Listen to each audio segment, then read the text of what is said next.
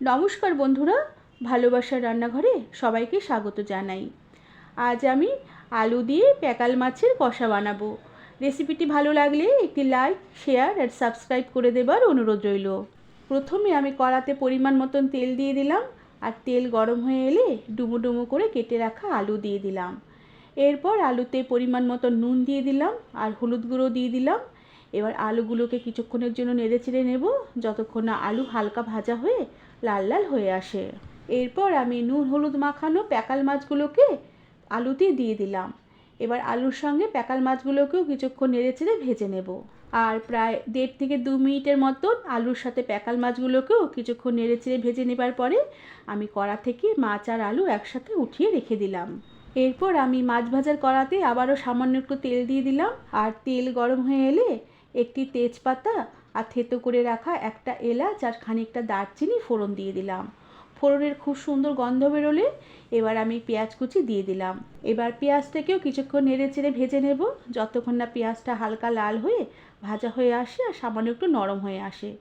পেঁয়াজ নরম হয়ে এলে আমি খানিকটা পেঁয়াজ বাটা দিয়ে দিলাম। এবার পেঁয়াজ কুচির সাথে পেঁয়াজ বাটাও কিছুক্ষণ নেড়ে চেড়ে ভেজে নেব, যতক্ষণ না পেঁয়াজ বাটা হালকা লাল লাল হয়ে আসে। এবার আদা, রসুন আর কাঁচা লঙ্কা একসাথে বেটে রেখেছিলাম, সেই বাটার মশলাটা দিয়ে দিলাম, আর তার সাথে খানিকটা টমেটো বাটা দিয়ে দিলাম। আর তার সাথে সামান্য একটু জল দিয়ে জিরের গুঁড়ো দিলাম, ধনের গুঁড়ো দিলাম, আর তার সাথে কাশ্মীরি লঙ্কার গুঁড়ো দিলাম, আর তার সাথে সামান্য একটু গোলমরিচের গুঁড়ো দিয়ে পরিমাণ মতো নুন আর হলুদ গুঁড়ো দিলাম, আর আবার একটু সামান্য জল দিয়ে মশলাটাকে কিছুক্ষণের জন্য নেড়ে চেড়ে নেব। এভাবে মশলা কিছুক্ষণ নেড়ে চেড়ে কষিয়ে নেবার পরে মশলার জল শুকিয়ে মশলায় তেল ছেড়ে ছেড়ে এলে আমি ভেজে রাখা আলু আর মাছগুলোকে মশলায় দিয়ে দিলাম, আর তার সাথে আবারও সামান্য একটু জল দিয়ে দিলাম। এবার মশলার সাথে আলু আর মাছগুলোকে কিছুক্ষণ নেড়ে চেড়ে নেব, আর গ্যাসের আঁচ একদম কম করে দিয়ে ঢাকা দিয়ে মশলার জলটুকু শুকিয়ে আসা অবধি রান্না হতে দেব। এভাবে কিছুক্ষণ ঢেকে রান্না করার পরে ঢাকনা খুলে দিলাম।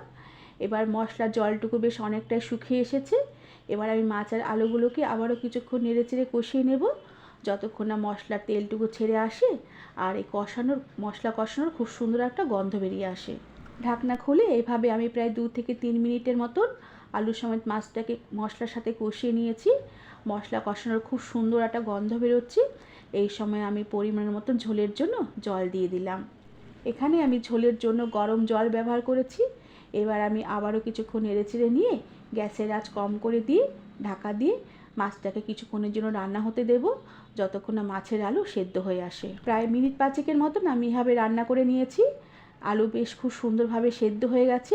এবার আমি গ্যাসের আঁচ সম্পূর্ণ ফুল করে দিলাম, আর তার সাথে 2টো চেরা কাঁচা লঙ্কা দিয়ে দিলাম।